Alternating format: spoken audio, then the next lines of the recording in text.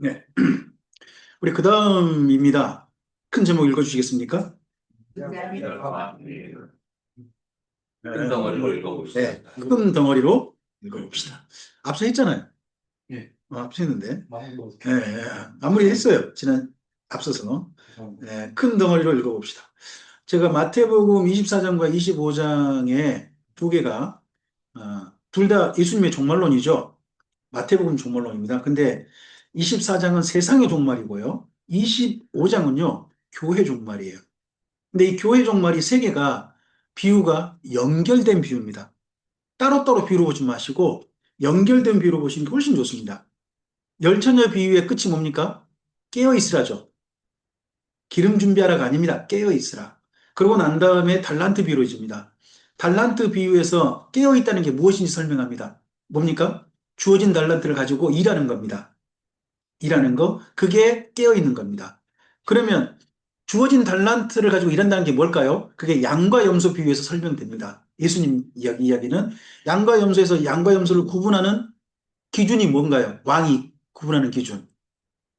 왕이 옥에 갇혔는데 찾아봐주고, 벌거벗었는데 옷을 입혀주고, 누군가는 왕이 먹을 게 없는데 먹을 거 줬다는 거예요. 그러자 양에 속한 사람들이 물어보죠. 제가 언제 왕을 만난 적 있습니까? 주님을 만난 적 있습니까? 합니다. 근데 그때 주님께서 하신 이야기가 여기 너희 가운데 작은 자들에게 한 게 곧 내게 한 것이다. 한 이야기 하십니다. 반대로 염소들한테 똑같은 얘기 질문을 반대로 하시죠. 내가 옥에 갇혔을 때 찾아보지 않았고, 내가 헐벗었는데 옷도 안 줬고, 내가 먹을 게 없는데 너희가 먹을 거 준 적도 없다. 그들도 황당해서 물어봅니다. 아니, 제가 주님을 만난 적이 없는데, 왕을 만난 적이 언제 저희가 왕을 만났다고 그런 얘기를 하십니까? 했더니, 너희 중에 작은 자에게 안 한 것이 곧 내게 안 한 것이라는 말씀을 합니다. 그럼 이 세 개 비유를 연결해 보세요. 깨어 있다는 게 뭐예요? 자기 맡은 달란트대로 오늘 열심히 일하는 겁니다. 그럼 달란트란 게 뭐예요? 사실 내게 주어진 걸 가지고 이웃을 사랑하는 겁니다. 세 개 비유를 이어가 보면 그런 자로서 누구 앞에 서자? 왕 앞에 서자는 겁니다. 우리 왕이 누구시죠? 예수님 아닙니까? 심판대 앞에 서자는 겁니다. 교회도 어디 앞에 서야 된다? 심판대 앞에 서야 된다. 근데 심판대 앞에 설 때 둘 중 하나로 설 수 있다. 우리에게 맡겨진 일들을 한 사람으로 설 수 있고 안 한 사람 설 수 있다. 맡겨진 일을 성실하게 하는 게 뭐다? 곧 깨어있는 거다. 그게 달란트를 남기는 거다 하는 건데 그게 가난한 이웃들, 작은 이웃들을 돌보는 것. 바로 그거다 하는 말씀이 여기 이었다는 겁니다. 그러니까 작게 작게 읽지 말고 어떻게 전체를 한 덩어로 읽어보면 그 가운데 의미가 보인다는 겁니다. 의미가 보인다. 그 다음 앞을 보시고 제목 읽으실까요? 큰 덩어리로. 그 다음요. 그래서 마음을 읽읍시다. 1이라고 해놨으니까 몇 개가 있다는 소리겠죠? 1이라고 해놨으니까. 첫째, 아이벤자와 젖먹이는 자 비유가 나옵니다, 성경에. 근데 아이벤자, 젖먹인 자는 성경 여러 곳에 등장합니다. 근데 이때 아이벤자와 젖먹인 자의 화가 있다는 표현은 전쟁 때 상황입니다. 전쟁 때 상황. 가장 먼저 등장한 게 레이기 26장 29절입니다. 그 전쟁 때가 일어나서 가장 극심한 전쟁에 어떤 공궁에 처할 때 심지어 아기까지 잡아먹는다는 겁니다. 그런 일이 실제 있었을까요? 없었을까요? 있었습니다. 그게 에가서 4장 10절입니다. 에레미야 에가 4장 10절에 보면 아이를 잡아먹었다 하는 내용이 그대로 나옵니다. 근데 이런 일들이 과거 있었는데 예수님께서 말씀하십니다. AD 70년경에 예루살렘에 또 그런 일이 있게 될 것이다. 라고 여기 마태복음 24장에서 예언하시는 겁니다. 예수님께로부터 거기 AD 70년까지는 얼마 정도 시간인가요? 예수님 말씀하실 때부터 AD 70년까지는 얼마 정도 시간이에요? 40년이 안 돼요. 40년이 안 돼요. 예수님이 이런 말씀하신 적이 있죠. 이 세대가 지나가기 전에 이 모든 일이 다 이루어지리라 하는 말씀 있잖아요. 그 말씀이 나중에 예수님 종말 때 이야기 아니고요. 거기 예루살렘 멸망 있죠. 지금 멸망을 돌에 돌아 남자고 다 무너진다라고 지금 말씀하고 있는 그 시점으로부터 40년 안에 일이 이루어질 거란 이야기예요. 그걸 종말 사건을 가져와 가지고 우리가 자꾸 그 안식교 해석을 교회 가져와 버렸거든요. 무화과 나무에 싹이 나거든 여름이 가까운 줄 알라. 그런 것처럼 주님의 일들이 곧 이루어진다는 이 이야기를 가지고 난 다음에 이 세대가 지나가게 이 모든 게 다 이루어지리라는 말씀이 이어져 있다 보니까 그 이 세대가 이루어진다는 것이 무화과나무에 싹이 나고서부터 이 세대라고 해석을 한 거예요. 그렇죠? 그럼 무화과나무에 싹이 난 사건이 뭐라고 우리가 해석을 했죠? 이스라엘 독립이라고 해석을 한 거예요. 이스라엘 독립은 몇 년에 일어났어요? 1948년이잖아요. 그러면 그로부터 이 시대면 몇 년이에요? 40년이잖아요. 그럼 주님 언제 오셔야 돼요? 1988년. 1988년 주님 오신다고 누가 우리 교회 우리나라에서 유명한 분이 예언했어요. 1988년이요. 네. 그분이 조영기 목사님이에요. 조영기 목사님 이단으로 된 이거 두 가지가 있는데 그 중에 하나 시한부 종말론이에요. 우리랑 똑같아요. 세대주의 전자선설 그쪽이었거든요. 대신에 시한부 시간을 계산하게 돼요. 이게 참 문제가 우리 교단도 그걸 열심히 가르쳤거든요. 무화과 나무에 싹이 난 것이란 이스라엘 독립이다. 예전에 신앙생활을 그 다미성기라든지 종말론에 관심이 있었던 분들은 이야기 많이 들으셨을 거예요. 그로부터 40년이니까 1988년인 거예요. 그래서 1988년 우리나라에 유명한 사건이 있었죠. 올림픽 있었잖아요. 올림픽 있을 때 우리 교단 분들 많이 나가서 전도했어요. 왜요? 이때 주님 오신다고. 근데 왔어요, 안 왔어요? 안 왔잖아요. 그러면서 갑자기 그때 정도에 나온 이야기가 뭔지 아세요? 지금 현재 우리가 알고 있는 AD, BC 이 연도는 4년이 틀렸다는 거예요. 4년 틀렸다. 그 이야기 한참 나왔어요. 그러면서 또 갑자기 하방이, 권미나 이런 우리나라에 네 군데나 있는 그 중학생 애들이 방언으로 주님은 몇 년도에 오신다고 했다. 4년 후다. 그게 한 세대다. 하는 이야기로 계속 이어진 거예요. 그래서 그게 다미성교. 그래서 이장님 목사님의 다가올 미래를 대비하라 해서 다미성교가 된 거잖아요. 이장님 목사님이 우리 교단 분이시잖아요. 예성교단이에요. 다 뭐와 관련되죠? 세대주의적 전천연설. 여기에서 시간 계산하는 것. 이 이야기로 가버린 거예요. 그 중요한 해석이 뭐예요? 무화과 나무에 싹이 난 거. 그걸 가지고 이야기한 거예요. 근데 그걸 누가복음하고만 연결해도 다 해결되거든요. 누가복음 보면 무화과 나무 싹는 거 뭐냐고 모든 나무에 싹는 거 다 봐라. 그러면 이 모든 일이 다 이루어지면 주님 오신다고 했으니까 거기 안에 모든 일이 또 이루어져야 되잖아요. 그래서 마태복음에서 말씀하신 이 세대가 지나가기 전에 모든 일이 다 이루어진다는 것은 무슨 사건을 가리켜 한 말씀이다라고 이해하시라고요?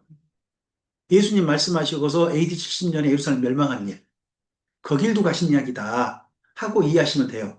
그럼 예수님 재림 때는요? 시간 이야기 한 적이 없어요.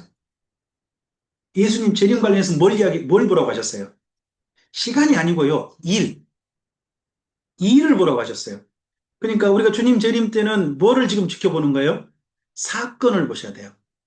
성경에서 예언된 사건, 그 사건이 우리 주변에서 어떻게 일어나고 있는가 하는 것들을 관심 있게 보셔야 되는 거죠. 지금은. 시간 계산할 필요 없습니다. 사건을 보시면 됩니다.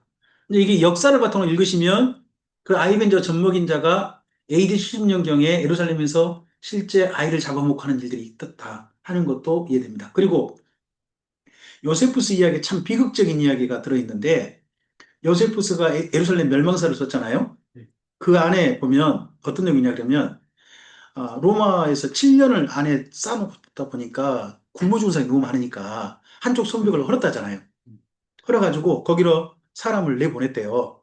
도망쳐 오면 살려주는 포로로 했다는 거예요. 근데 나올 때 거기를 지킨 사람이 로마군이 지킨 게 아니라 용병들이 지켰다고 합니다. 용병들은 왜 그대로 왔을까요? 돈 벌러 왔죠. 근데 나오는 사람들이 몸은 뼈이 말랐는데 배가 폴톡 튀어나온 겁니다. 왜 배가 튀어나왔을까요? 너무 못 먹어서 나왔잖아요. 근데 배를 갈라봤어요. 그랬더니 배에서요. 애기가 나온 게 아니라 금화가 나왔어요. 그러니까 안에서 도망쳐 나오면서 어떤 사람은 삼키고 나왔죠. 그러니까 나온 사람은 다 어떻게 했을까요? 배 나온 사람 다 갈라 그래요. 그게 요세푸스 이야기에 들어있죠. 그러니까 아이 벤자가 아이 낳은 자뿐만 아니라 아이 벤자도 화가 있다는 말이 그때 또 실현되고 말았죠. 그러니까 이런 이야기를 역사 사건이라든지 이미 기록된 사건이 있으니까 읽어보면 아이 벤자와 젖먹인 자를 비유 해석할 게 전혀 없다는 거죠.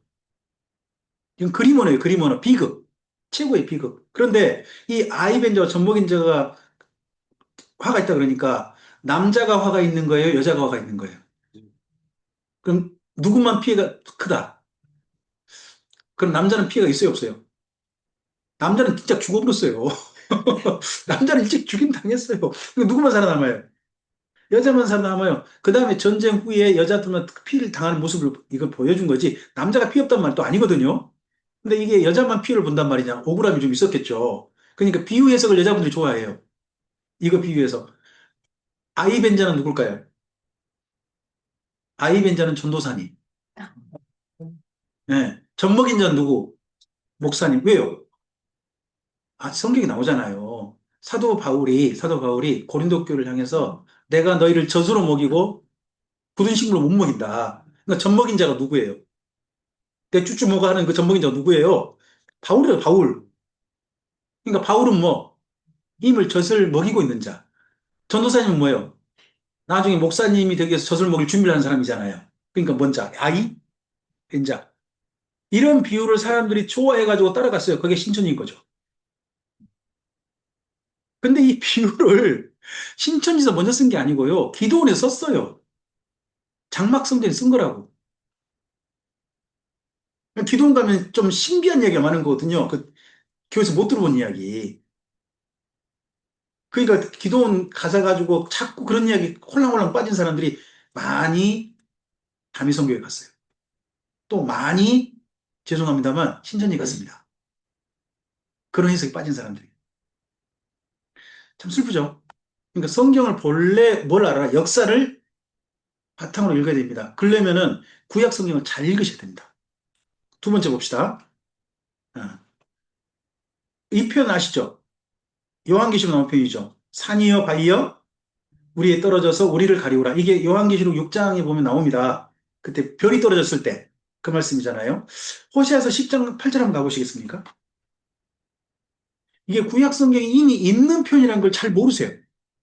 또 목사님들께서 비교적 이런 표현들이 있다는 걸 가르쳐 주지도 않으세요. 저는 우리 교회는 요한계시록 6장 15절 16절에다가 쓰라고 해요. 호세아서 10장 8절 쓰세요. 전 쓰라고 하거든요. 근데 잘 안 쓸걸요, 교회들. 노목사님들 이거 말씀 잘 안 하세요. 한번 호세아서 10장 8절 말씀. 네. 한번 읽어보실까요?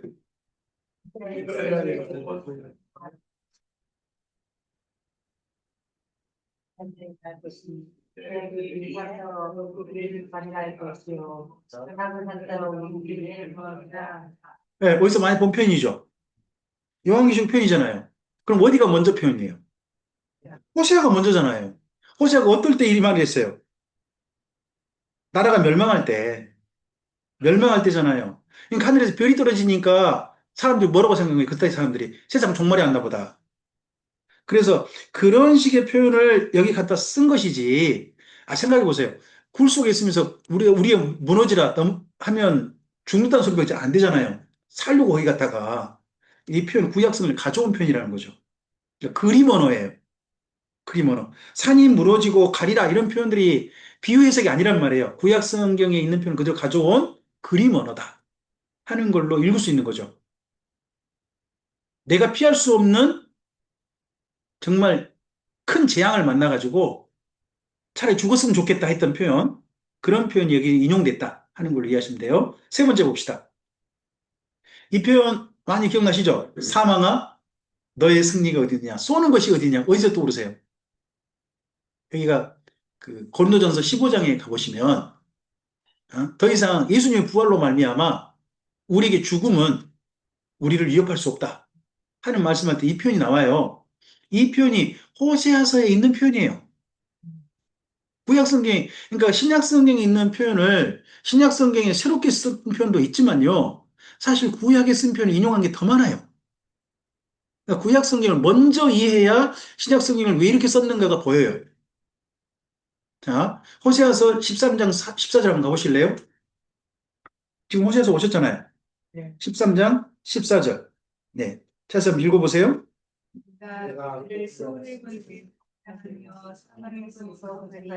사망아 너의 재앙이 어디 있느냐? 수오라 내 멸망이 어디 있느냐? 네 유침이 내 눈앞에서. 이 표현 인용한 거잖아요. 그러니까 우리가 성경을 읽어보면 우리 여기 교수님도 계십니다만은 내가 어떤 자료를 인용하면 자료 인용 출처를 밝히잖아요. 그렇게 하잖아요. 그러니까 우리 성경도 사실은 구약 성경 인용이 굉장히 많거든요. 신약 성경이. 보면 이게 어디 나온 편인가 봐요. 마태 고린도서는 왜 쓴 거예요?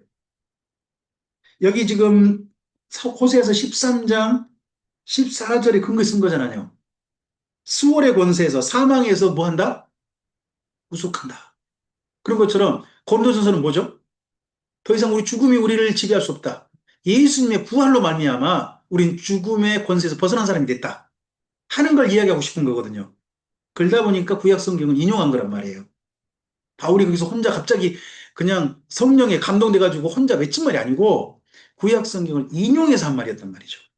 이런 것도 자세히 좀 보시면 무슨 마음이 드느냐? 구약 성경을 잘 읽어봐야 되겠구나 하는 마음이 들어요. 구약 성경 잘 읽으면 많은 신약 성경의 많은 부분이요 해석할 게 줄어들어요. 인용이니까. 인용이니까. 또 하나 더 봅시다. 세 개만 했네요.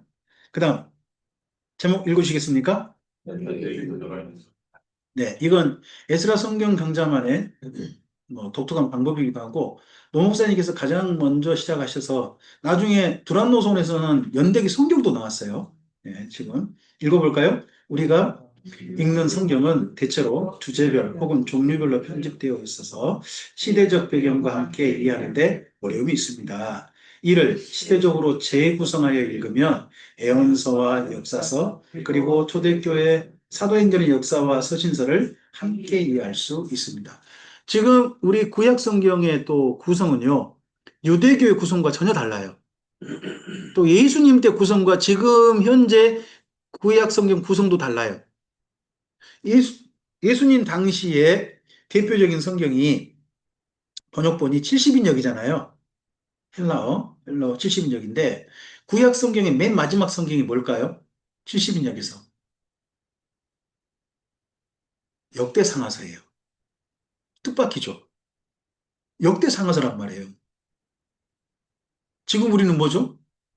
말락이잖아요. 말락이잖아요. 또 그리고 역사서로 봐도요. 역대상하서가 끝이 아니에요.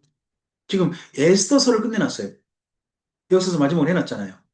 지금 현재 우리가 보고 있는 성경 배열 구성과 유대교 구성, 또 예수님 당시 구성도 달라요. 지금 현재 유대교 구성 또 독특한 부분도 있어요.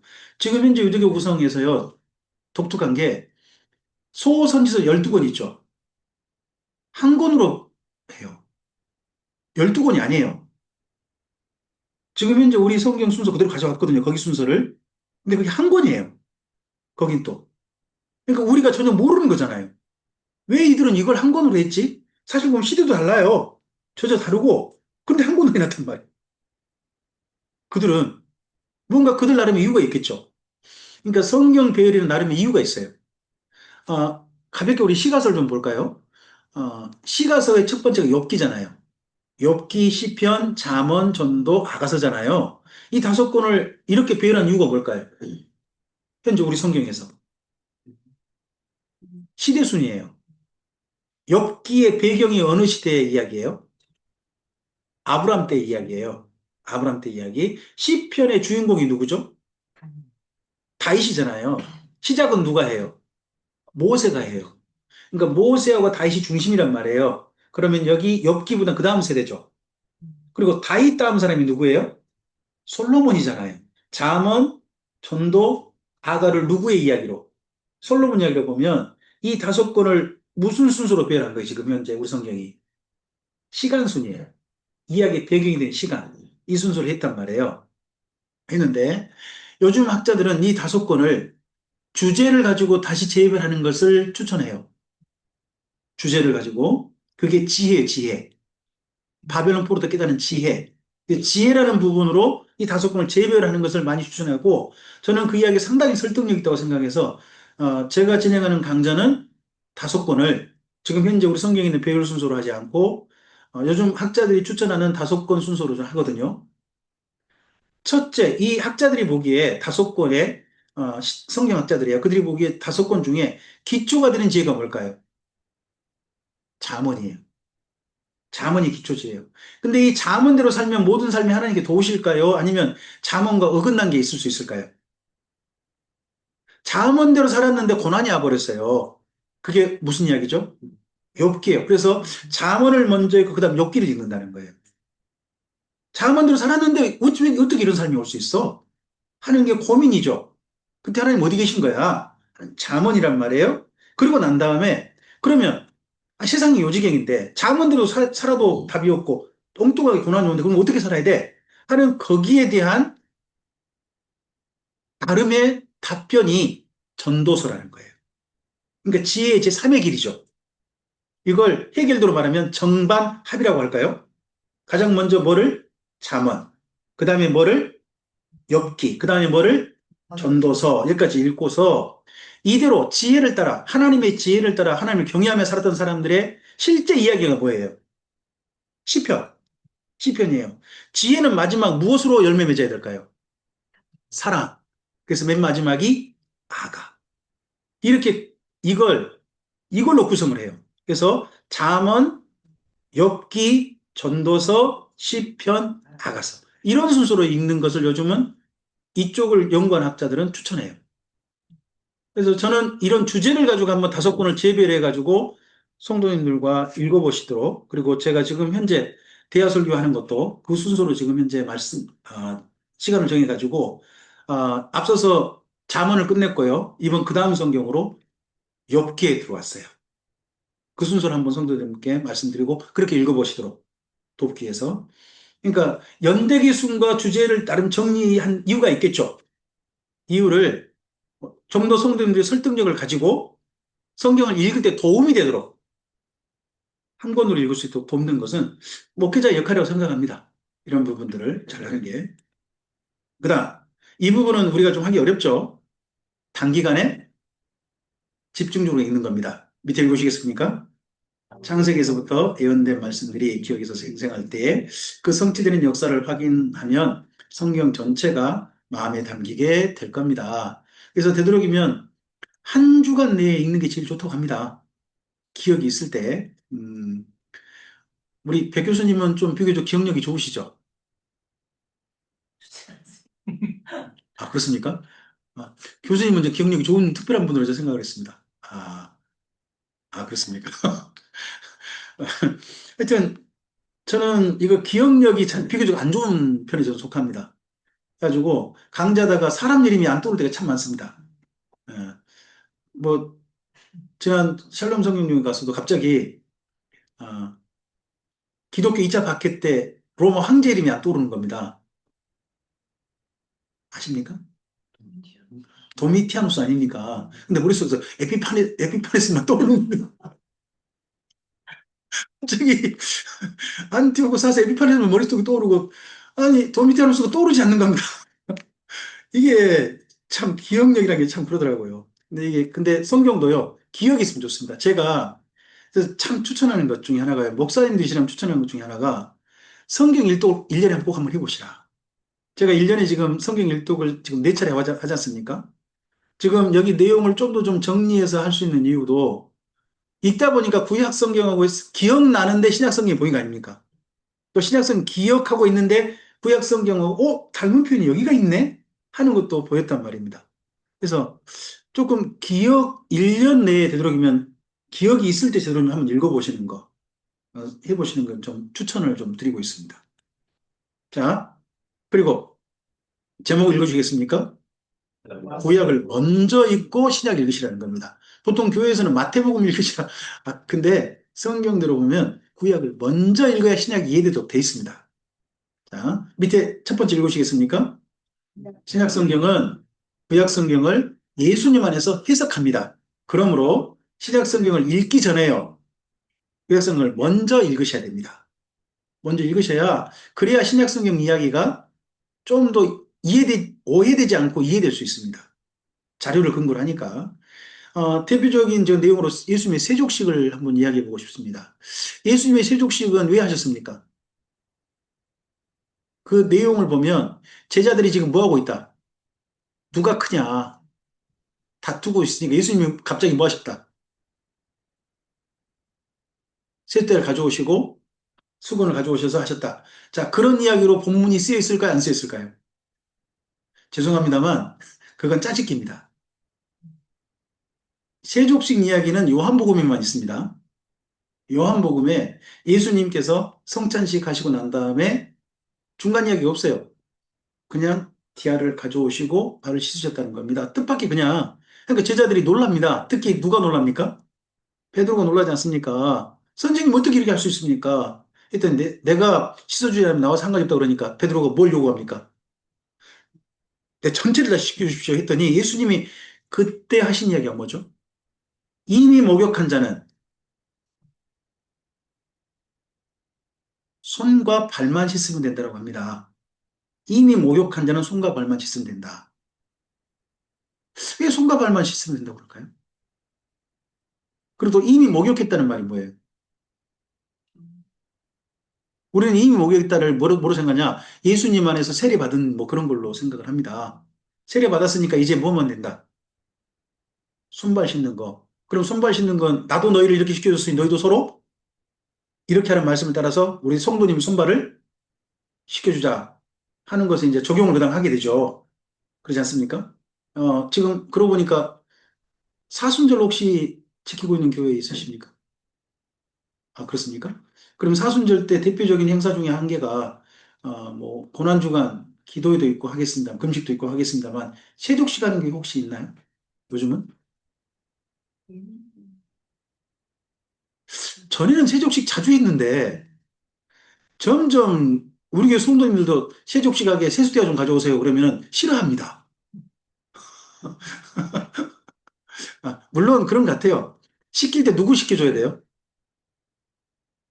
딴 사람 못 시켜주잖아요. 남편이 아내 보고 아내 시키라고, 아내 보고 남편 시키라고 하는데, 이걸 별로 안 좋아하시더라고요. 하여튼 그래서 그런지 모르지만 세족식 별로 안 해요. 근데 이 세족식이 구약 성경에 근거하면요. 딴 사람 이야기 아니에요. 성전에 찾아오고 성막에 들어온 레위인과 제사장들을 향한 이야기입니다. 이미 목욕한 자는 뭐만 씻으면 된다? 이미 목욕했다는 게 구약 성경에 어디에 근거가 있어요? 제가 지금 여기 가졌는데 출애굽기에서는 뭐만 있냐? 물두멍만 있어요. 거긴 사람 몸을 씻을 수가 없어요. 뭐만 씻을까요? 손발만 씻어요. 수족만 씻어요. 근데 역대하 4장 6절에는 뭐를 준비할까요? 바다가 나와요. 바다에는 어떻게 씻을 수 있을까요? 전부를 들어가서 전부를 담그고 나와요. 그 몸 전체를 담그고 나오는 걸 보고 신약성경 편을 해보세요.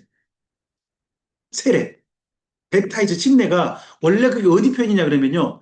그 강물에 담근 것도 있습니다만 원래는 성전 바다에서 들어갔다 나오는 겁니다. 바다에 들어갔다 나오고 나서 그 다음에 성전에서 활동하려면 어떻게 해야 됩니까? 1차 자기 일을 맡아 합니다. 대기하다가 또 다른 일이 성전에 주어집니다. 안 나가고 주어지면 그 새로운 성전 일을 맡겨지면 어떻게 해야 됩니까? 손발을 씻어야 됩니다. 그리고 그 일을 맡습니다. 이미 뭐 한 자? 목욕한 자는 뭐만 씻으면 된다? 이 이야기가 집에서 이야기가 아니고요. 성전에서 사역하는 제사장의 레이지파 이야기입니다. 그러니까 예수님이 지금 여기 요한복음에서 하신 이야기는요. 모든 성도들이 예수님 안에서 누구란 이야기인 겁니까? 제사장들이란 이야기인 겁니다.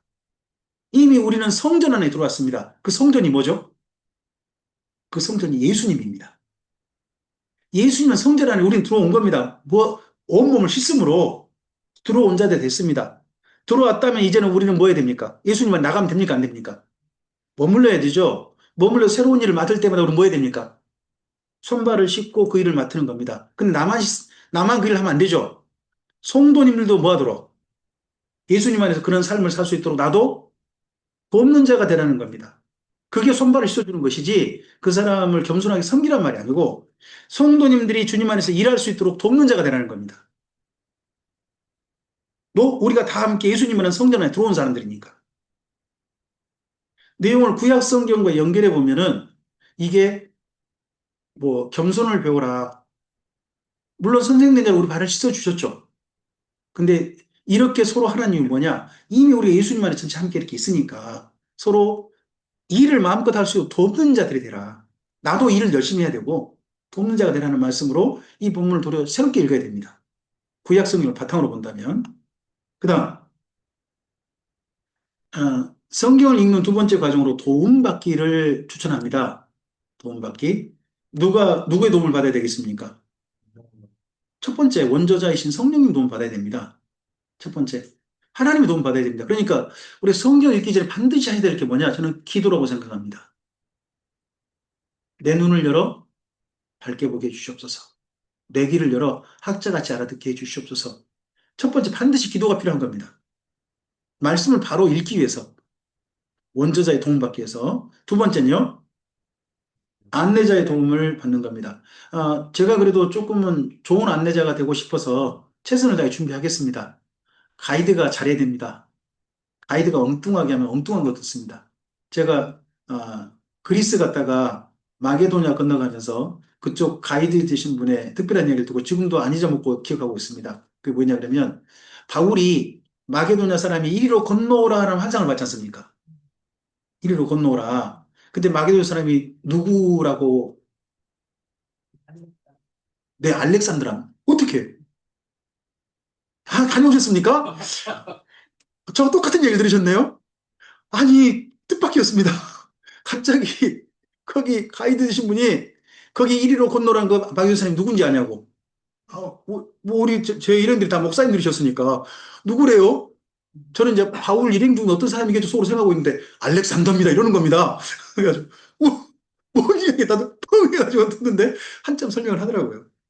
하여튼, 알렉산더래요. 이리로 건너라는 그 사람이. 안내자가 중요합니다. 그 사람 만나니까 다 그 성경 읽을 때마다 알렉산더가 떠오릅니다. 참 이게 그런 게 있습니다. 그 다음에 세 번째입니다. 뭐가 필요하다고요? 질문하고 토론하기입니다. 성경은요, 때때로 치열하게 서로 이야기해 봐야 됩니다. 제가 이번 앞서서 지난주에, 이번 주요. 이번 주 화요일 날 그 화요 토요일 모임에서 어, 신명기 12장에서 27장까지 본문 서로 토론이었거든요. 근데 제가 그 전에 읽을 때는 그 11조 있지 않습니까? 11조 중에 3년에 한 번 하는 11조 있죠. 저는 3년에 12조를 한다고 생각을 하고 늘 읽었습니다. 본문을. 3년째, 6년째 12조를 해야 된다. 그러니까 특히 저는 6년에 대해서 특히 마음이 좀 많이 쓰였습니다. 6년 되면 뭐죠? 안식년이잖아요. 농사 쉬어야 되죠. 쉬어야 되지 않습니까? 농사 그럼 언제 해야 됩니까? 안식년 끝날 때 그때 해야 되니까 그러면 6년째 식량 가지고 언제까지 먹어야 됩니까?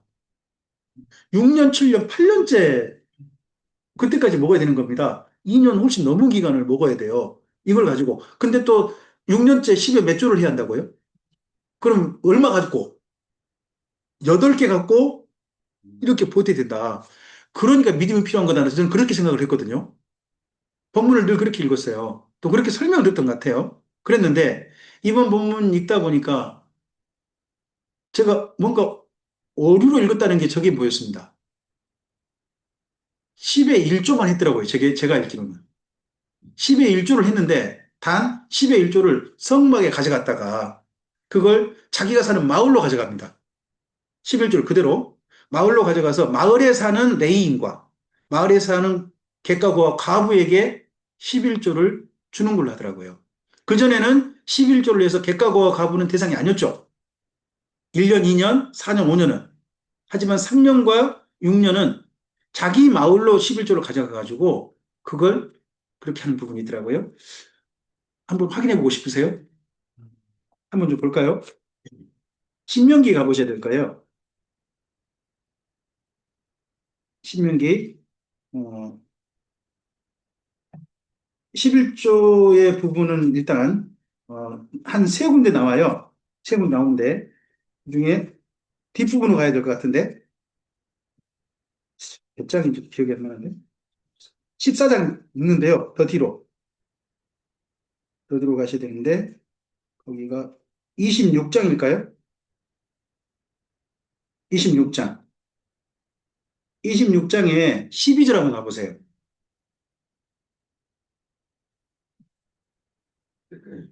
12절에 그것을이라는 표현이 있을까요? 12절 중간에 그것을. 있나요? 일단 그걸 단어를 기억하고 한번 본문 읽어보세요. 12절 읽어볼까요? 셋째 곧 11조 드리는 해에 내 모든 소산의 11조 내기를 마친 후에 그것을 레인과 객과 거와 가부에게 줘 어디 안에서 내 성읍 안에서 그럼 1년, 2년은 이걸 어디에 지금 바치는 장소는 똑같아요. 11조를 바치는 장소는 어디예요? 성막. 실로로 가져가셔야 돼요. 다. 일단 바치는 건 어디에 바치고 성막에 바쳤다가 그것을 3년하고 6년째는 어디로 가져와야 돼요? 자기가 사는 마을로 가져와서 그걸 이전에는 레위인만 대상으로 했죠. 근데 3년과 6년에는 마을에 사는 사람 중에 누구를 대상으로 해요? 마을에 사는 첫째 대상은 물론 레인을 해야 돼요.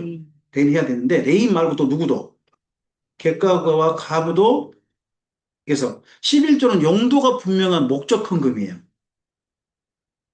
11조는 하나님께 드리는 예물일 뿐만 아니라 예물이기도 하죠. 하지만 더 중요한 건 뭐냐 그러면 목적 헌금이에요.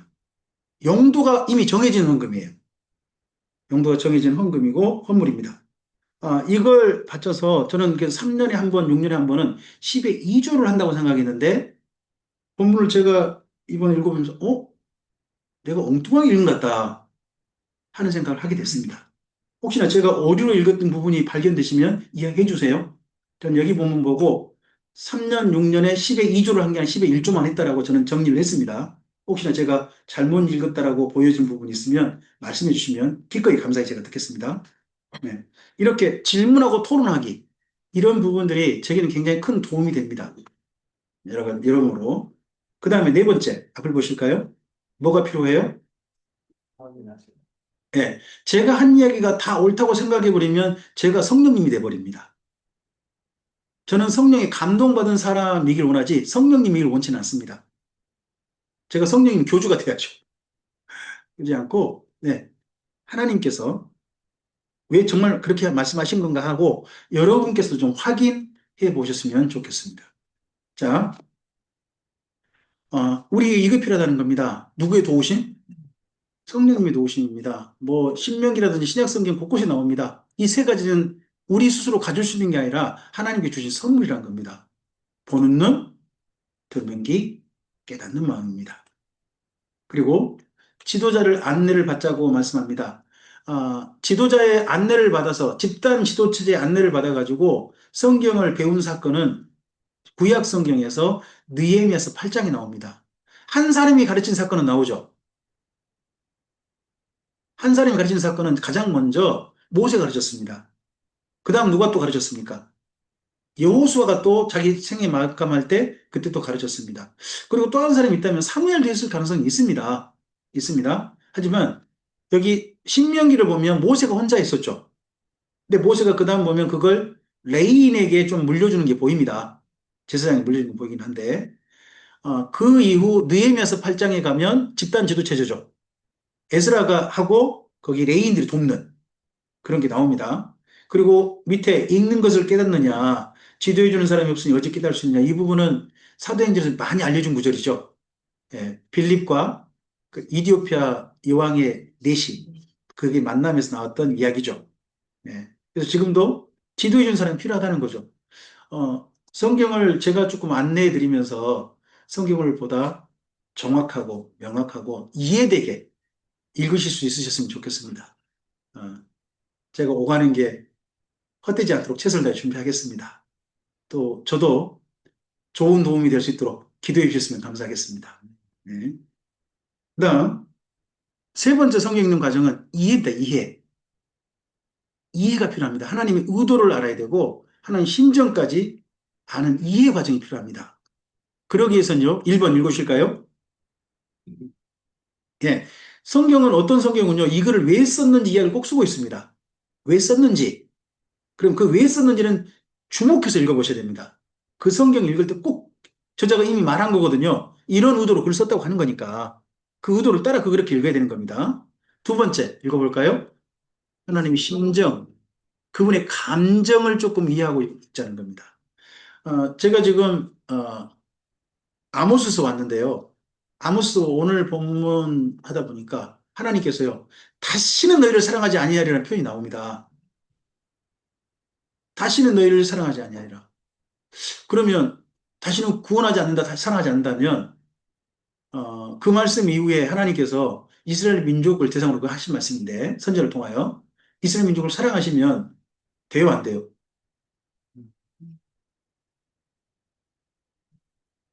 하나님 거짓말 할 수 있어, 없어요? 그러니까 성경에 제가 한번 이래가지고 제가 한번 찾아봤다니까요. 하나님께 다시는이라는 표현을 쓰신 게 여기만 있나 다른 데 있나 찾아봤더니 많아요. 제법 많아요. 다시는 하나님다, 다시는 한다 이렇게 표현 제법 나오는 거예요. 뭐야 하나님 거짓말 많이 하셨네. 근데 그런 표현이 그 글을 옮겨 쓰는 저자를 통해서 하나님의 심정을 나타낸 거잖아요. 앞으로 그렇게 하시겠다. 교리를 쓴 게 아니고 그때 그 하나님의 심정, 감정이 어떠셨나를 말한 거잖아요.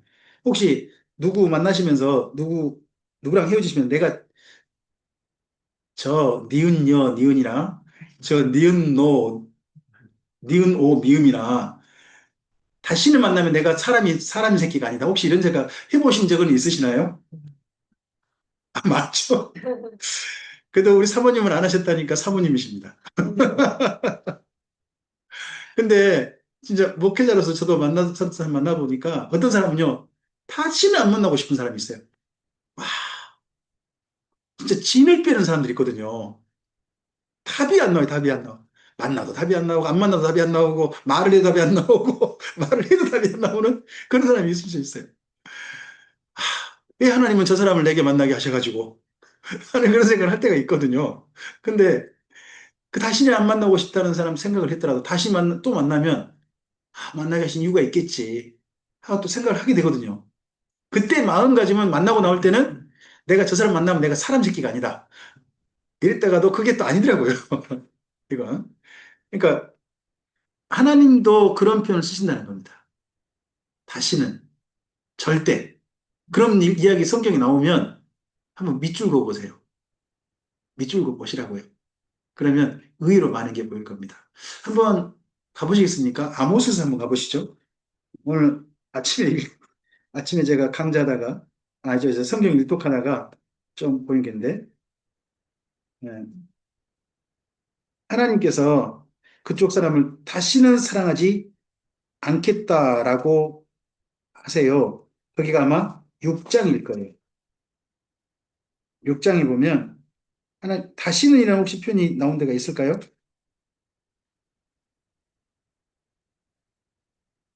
6장이 아닌가?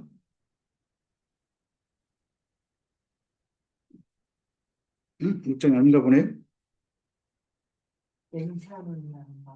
냉시하는 말고요.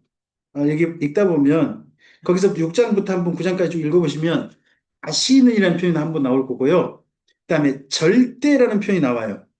맨 끝에 아마 뒷부분 쭉 가보시면 뒤에 가면 절대라는 표현이 한 번 더 나올걸요. 거기 9장 정도에 거기는 절대라는 말은 상당히 좋은 의미로 절대라는 표현을 쓰세요. 10, 몇 장이요? 7장 8절인가요? 네. 거기 끝에 다시는 용서하지 않겠다. 이러면 구원 받을 수 있나요, 없나요? 근데 이런 표현이 제법 나온다는 거예요. 하나님이 얼마나 속이 많이 상하셨으면 이런 표현이 성경이 곳곳이 나온다는 거. 참. 다시는 베델에서 예언하지 말라. 이것은 누구 보고? 아모스 보고 한 이야기고요. 아모스 보고 한 이야기고, 아마샤가. 예. 하여튼, 이런 쪽 이야기를 읽다 보면 그 하나님의 심정 같은 것도 우리가 이해하시고 본문을 읽으셔야지 교리를 읽으면 안 된다는 거죠. 교리를 읽으면. 그리고 세 번째, 뭐가 필요하다고요? 본문을 여기 배치한 이 말을 하신 진정한 뜻을 이해해야 될 필요가 있다는 겁니다. 자, 제가 첫째, 앞에 큰 제목 읽어볼까요? 하나님의 기대와 뜻을 읽으려 합시다. 없나요?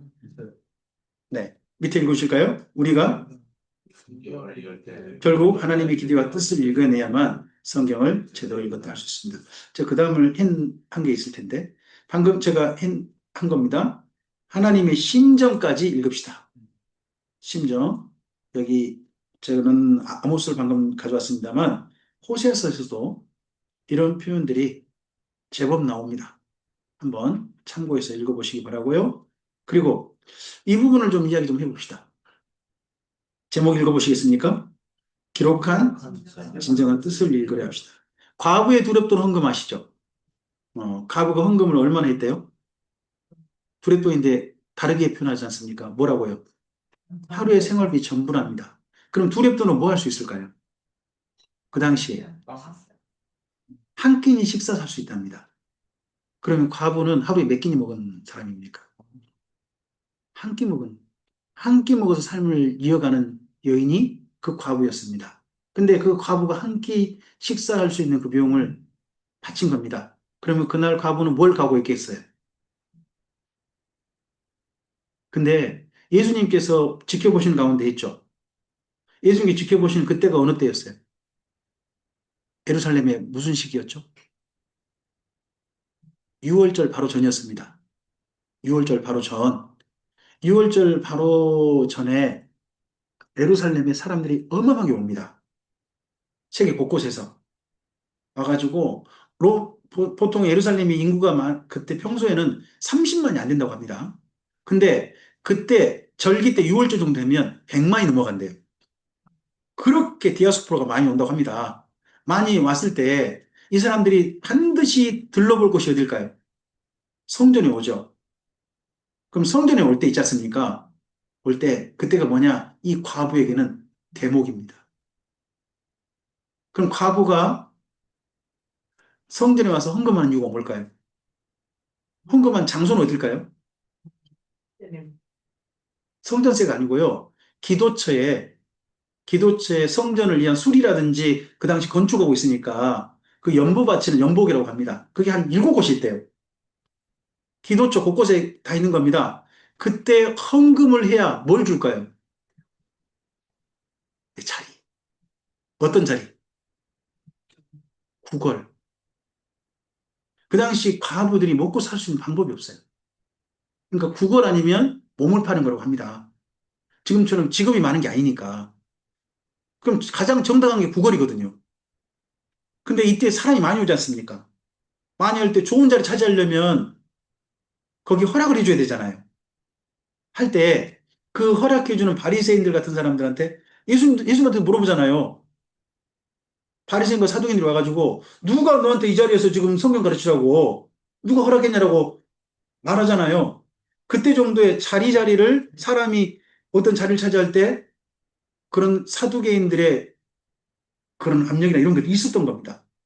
그런데 이 여인이 그걸 바쳐야 뭘 할 수 있는 거예요? 그중에 한 자리 내주는 거예요. 이때 그걸 제대로 해야 앞으로 여러 달 먹고 살 수 있는 비용이 나오는 거죠. 그럼 여인은 헌금해야 돼요, 안 해야 돼요? 해야죠. 이게 뭘까요? 그 당시 종교 제도라는 거예요. 예수님께서 그 종교 제도에 바치는 여인을 보고 이 과부는 자기 생업에 전부를 넣었다라고 하시고 보통 그 다음에 우리 느낌표를 넣으려고 합니다. 자, 칭찬입니까? 탄식입니까? 칭찬이 아니라는 겁니다, 이게. 그래서 이 이야기가 여기 마가복음 구성을 잘 보셔야 돼요. 마가복음 12장 한번 가보실까요? 마가복음 12장 38절부터 보시면 예수님께서 누구를 향해서 성토하십니까?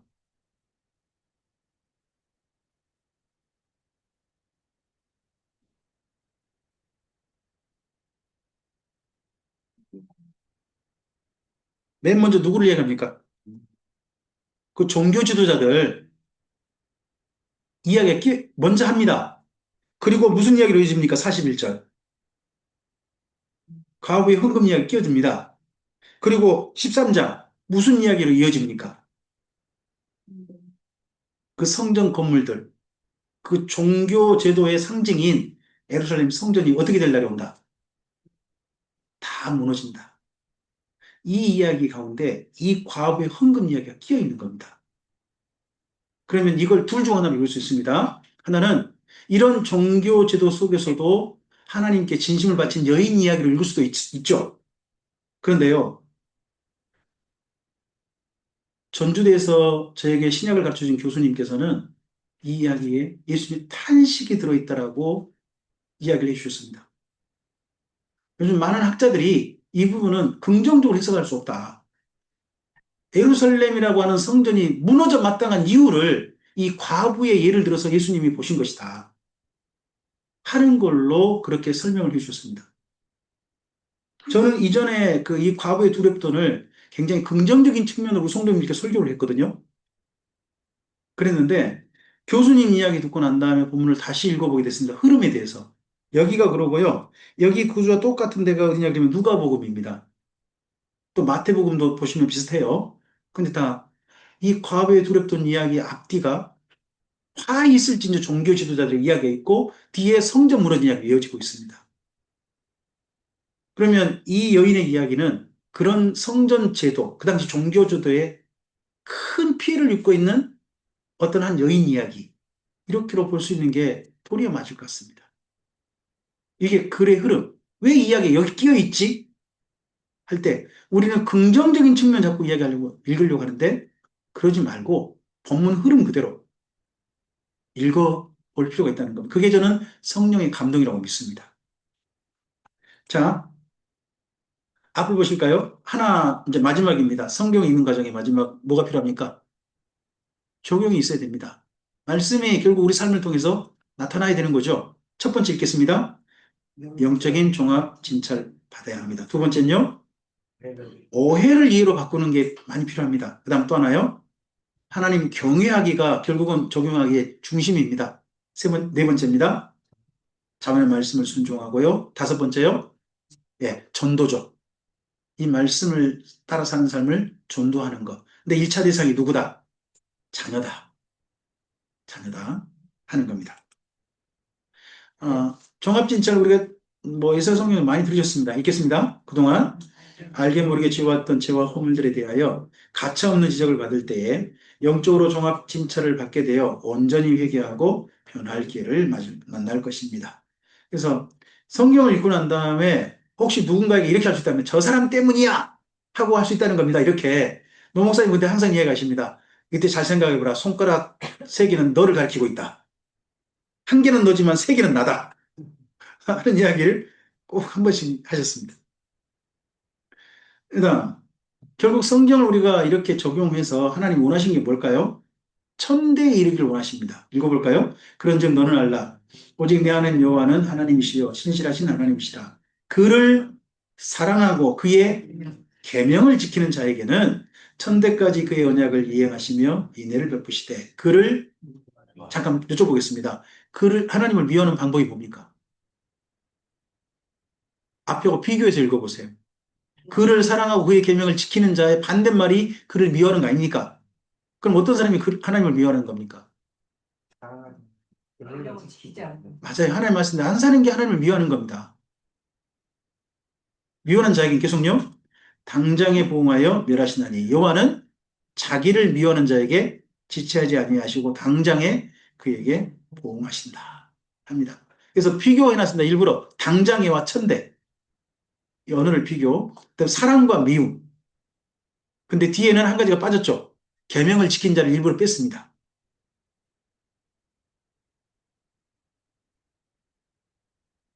자, 이렇게 성경을 읽기 위해서 특별히 구약 성경을 우리가 상관관계를 다 배우셨습니다. 근데 구약 성경 상관관계를 왜 꼭 알아야 되는가 할 때 저는 이 가운데 파란색이 좀 중요한 이유로 좀 제시하고 싶습니다. 함께 읽어볼까요? 구약 성경을 네, 39권이 아니라 한 권으로 읽어보자는 겁니다. 지금 현재 유대교도요. 지금 현재 유대교도 소호성서 12권 한 권으로 읽습니다. 그런 것들을 하고 있단 말입니다. 그래서 구약성경 전체를 한 권으로 읽는 목사님께서 구약 상관관계는 우리에게 정말 중요한 성경의 방법이라고 생각합니다. 성경을 읽을 때요, 우리 나름의 성경 전체를 다 하나님의 온전한 말씀을 다 읽을 수 있다. 저는 그렇게 되기를 원하는 거지, 그렇게 되기는 어렵다고 봅니다. 인간은. 하지만 중요한 하나님 이야기를 하나님 이야기답게 읽으려면 하나님께서 우리에게 주신 안경이 필요하다고 봅니다. 그래도 많이 볼 수 있는 안경. 첫 번째가 구원으로 보는 겁니다. 이걸 보고 흔히 구속사라 그럽니다.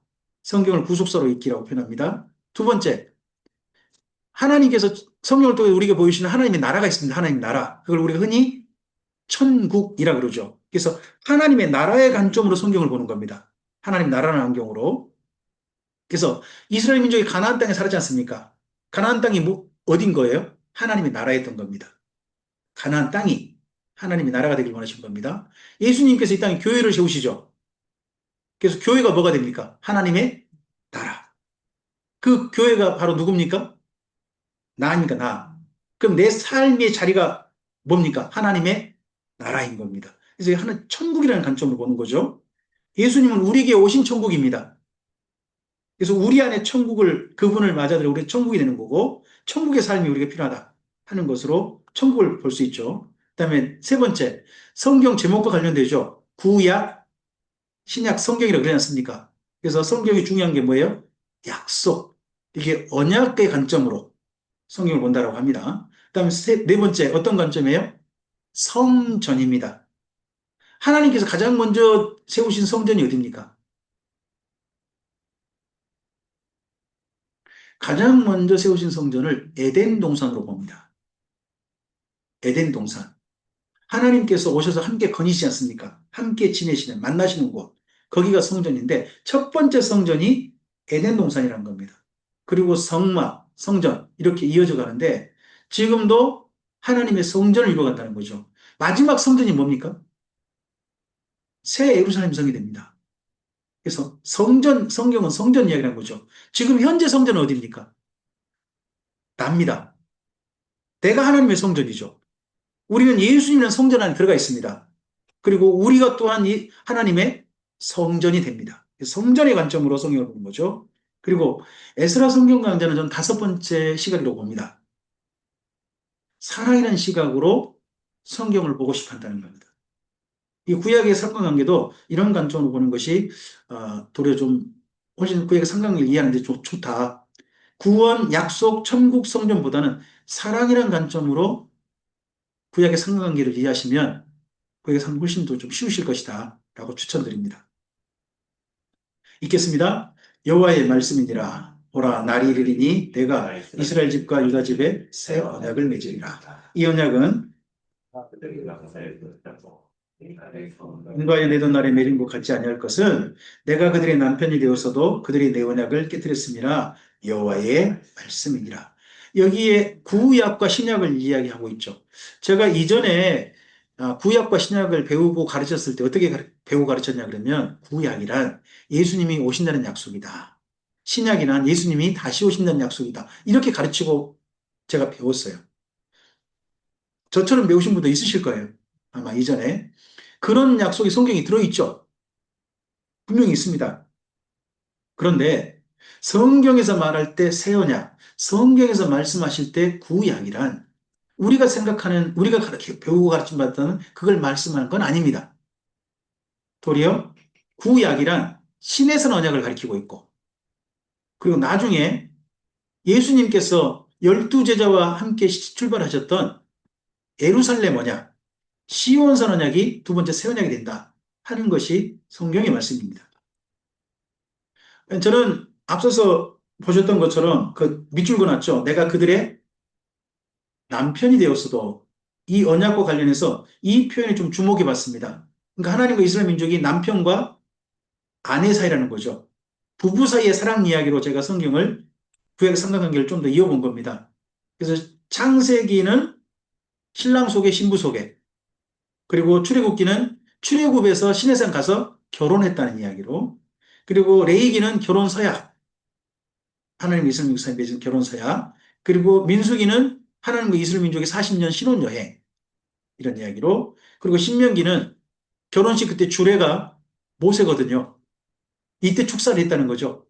축사해서 이제 신혼집으로 보내는 그런 이야기로 이 5권을 먼저 읽고 이제 결혼 생활을 해야 되겠죠. 결혼 생활이 역사서라는 겁니다. 1000년간 결혼 생활하는 겁니다. 1000년. 보통 우리는 몇 년 동안 결혼 생활 이어졌으면 하고 바라시죠? 몇 년까지는 살아봐야겠다, 결혼해서. 100년까지 바라보시는 것 같습니다. 100년. 100년. 근데 하나님께서는 이스라엘 민족과 1000년을 살아보신 겁니다. 100년 사시면 행복하시겠어요? 불행하시겠어요? 어떻게 사는데? 저 모르죠. 모르죠. 그럼 뭐 지금까지 그래도 결혼 생활 좀 대부분 이 자리에 계신 분은 다 결혼 생활 하신 분들은 그래도 좀 시간을 조금 좀 연수를 채우셨을 것 같습니다. 왜? 우리 한 목사님 댁만 조금 연수가 살짝 얕으실까요? 그래도 한 목사님 댁도 한 20년 넘으셨죠? 아직 20년 안 채우셨습니까? 아, 저도 30년은 넘었는데 혹시 이 자리에서 40년 채우신 분 계십니까? 40년 안 되십니까? 아직 안 되십니까? 그렇습니까? 저는 27에 결혼해가지고, 결혼해서 이제 올해 60이 됐으니까, 제법 좀 됐죠? 30분기도 넘었습니다. 30분 넘었는데, 그 사이에 행복했냐? 그러면 제 집사람은 웃겠죠. 어, 지난 3월 1일이 저에게는 결혼 기념일이었습니다. 어, 네, 3일절. 우리 교회는 3일 클럽이 있습니다. 3월 1일 날 결혼한 커플이 3커플이나 됩니다. 몇 가정 안 되거든요. 20가정 정도 가운데 3커플이니까 많죠? 거기다 3월 5일 커플이 있어요. 그래가지고 우리가 3일 클럽으로 모입니다. 예전에는. 근데 요즘은 안 모입니다. 요즘은 잘 안 모이는데 사는 게 바빠서 그런지. 근데 지난 3월 1일 날 주일이었는데 집사람한테 뭐 아무것도 못 해줬습니다. 그냥 저 이제 아들 보고만 야 오늘 너네 엄마 결혼 기념일이야. 뭐 좀 해줄 거 있으면 좀 해줘봐. 제가 돈이 없었어요. 그랬다가 이번 설럼성경연구회 다녀올 때 거기서 조금 그 하다 차비하라고 교수님이 차비가 나와서 제가 다 했는데 좀 주시더라고요. 그래서 차비 거기에서 어, 10만 원 주셔서 5만 원은 봉투에 따로 담고 그리고 5만 원 가지고 빵집 들러서 어, 케이크 하나 사고 33개 할까 하다가 초 3개만 사고 해가지고 집사람에게 와서 5만 원은 생일 선물로 그냥 주고 아니 저 결혼 기념일 선물로 주고 그리고 케이크 촉하고 집사람은 뭐 이런 거 하냐고 진짜 그때 주지 그런 이야기 듣고 하면서 노래 불러줬습니다. 당신은 시냇가에 심은 나무라 하고 노래 불러줬습니다. 노래 불러주고 나와서 이제 집사람은 위에 계시고 저는 항상 아래에 살거든요. 집사람은 2층에 살고 저는 1층에 삽니다. 그래서 2층에 계시는 제 아내 되신 분께 말씀드리고 왔습니다. 고마워요. 근데 집사람이 웃으면서 이야기하더라고요. 고마운 줄은 알아요? 그 이야기 듣고 이번 결혼 기념했는데, 그 네, 결혼기념일에 아내가 남편한테 선물 줘야 되는 거 아니에요? 네, 저는 아내한테 남편을 왜 남자만 항상 여자한테 선물 줘? 아니요, 집사람도 저한테 선물을 주죠. 네, 근데 저는 여자는 아내한테, 당연히 자기가 받을 거라고 생각을 해요. 네, 네. 그게 문제라고 생각해요. 그게 문제다.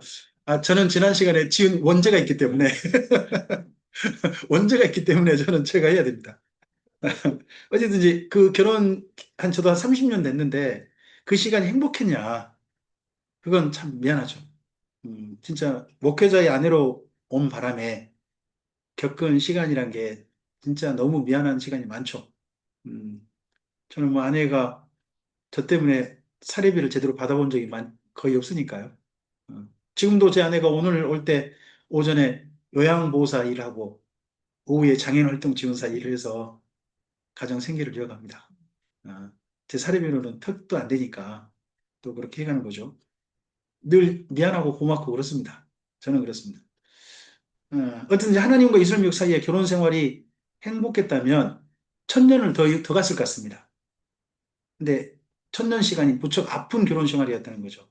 근데 지난 시간에 그래도 나름 지금까지 참 실망스러운 일도 많았지만 마음 아픈 일도 있었지만 화난도 있었겠지만 지금까지 결혼 생활이 이어지신 이유가 있으시죠? 나름 그래도 하는 몇 가지 이유가 있잖아요. 성경을 읽어보면 그래도라는 이유가 씨가 서더라는 거죠. 하나님께서 이스라엘 민족 전체에게 기쁘셨던 적은 거의 없습니다.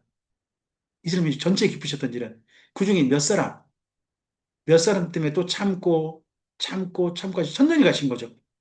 그런 사람들 이야기가 씨가서 참된 지혜를 깨닫는 사람들의 이야기가 되겠죠.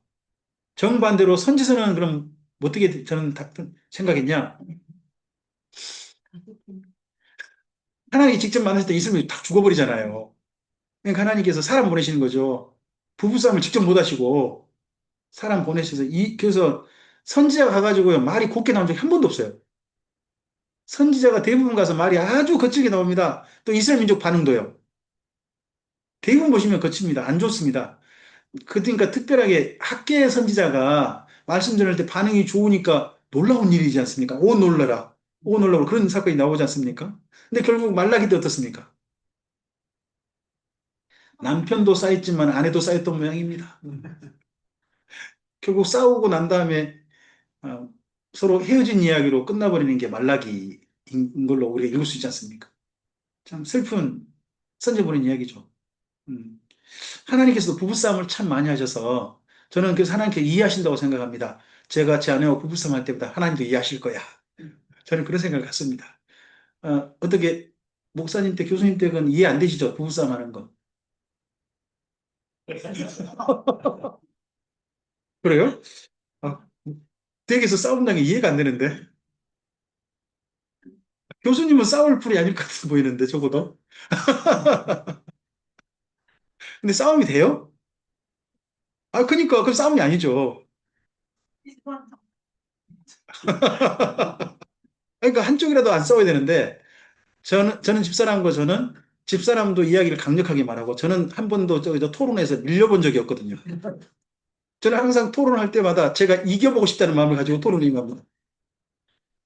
그러다 보니까 집사람하고도 늘 저는 토론에 임할 때가 나중에 다툼이 되는 그런 형태여서 저는 그래서 여기 저 선지서 이야기가 제법 이해가 많이 됩니다. 하여튼 여기서 구약 성경 전체를 하나님과 이스라엘 민족이 천년 동안 살아본 이야기로 한 권의 이야기를 한번 읽어보는 거. 이건 우리 이미 알고 있는 이야기니까요. 이 정도 정리하고요. 구약 성경을 특별하게 타나크라고 합니다. 이게 티읕, 니은, 키읔 하죠. 티읕이 토라, 모세 오경을 두고 한 말이고요. 그리고 네비임, 선지서들, 역사서 선지자 합쳐가지고 네비임. 여기는 바벨론 포로 전이라고 보통 생각하시면 됩니다. 바벨론 포로 전. 그리고 바벨론 포로 이후 이야기를 케투빔 이렇게 부르면 됩니다. 근데 케투빔 가운데서 학계, 스가랴, 말라기 이런 것들은 선지서에 포함되죠. 지금 이스라엘 민족의 지금 현재 성경 속에는요, 다니엘서는 선지서가 아닙니다. 지금도. 역사서에서 그냥 케투빔에 들어갑니다. 근데 우리나라 지금 그러니까 교회가 이거 다니엘서를 지금 선지서로 가져왔지. 지금도 유대교는 예수님 때도 그러고 지금도 그러고 다니엘서는 선지서가 아닙니다. 근데 이것도 케투빔에 속하는 거죠.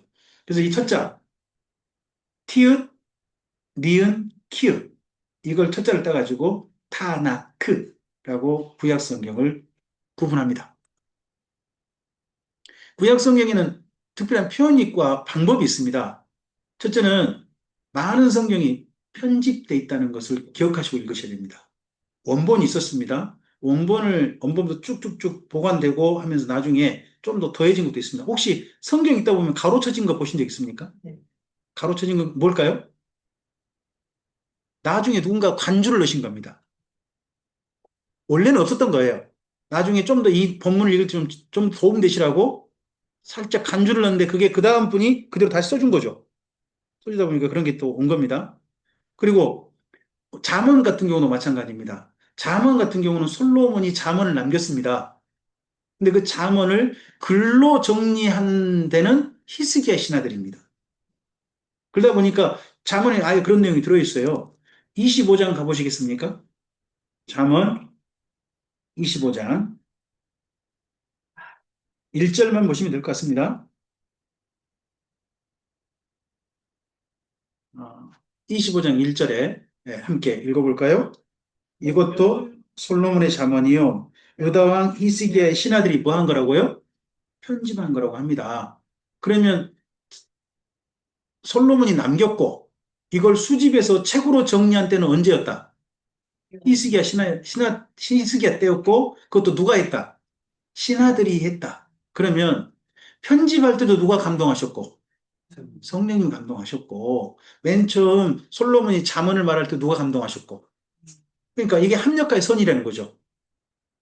이 모든 과정은 성경을 쓰는 과정들이 다 합력과의 선을 이루게 하신 과정이었다 하는 걸로 이런 본문을 통해서 우리 읽어볼 수 있습니다. 이해해 볼 수 있어요.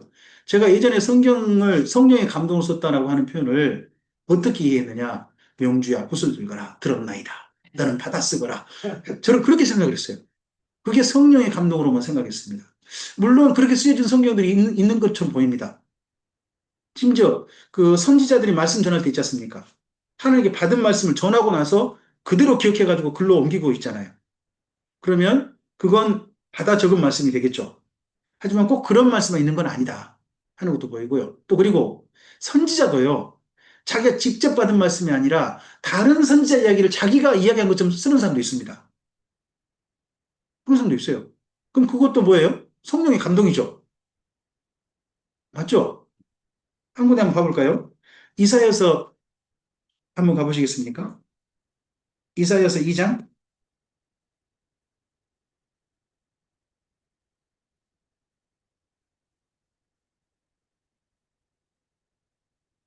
이사야서 2장 1절부터 좀 읽어주실까요?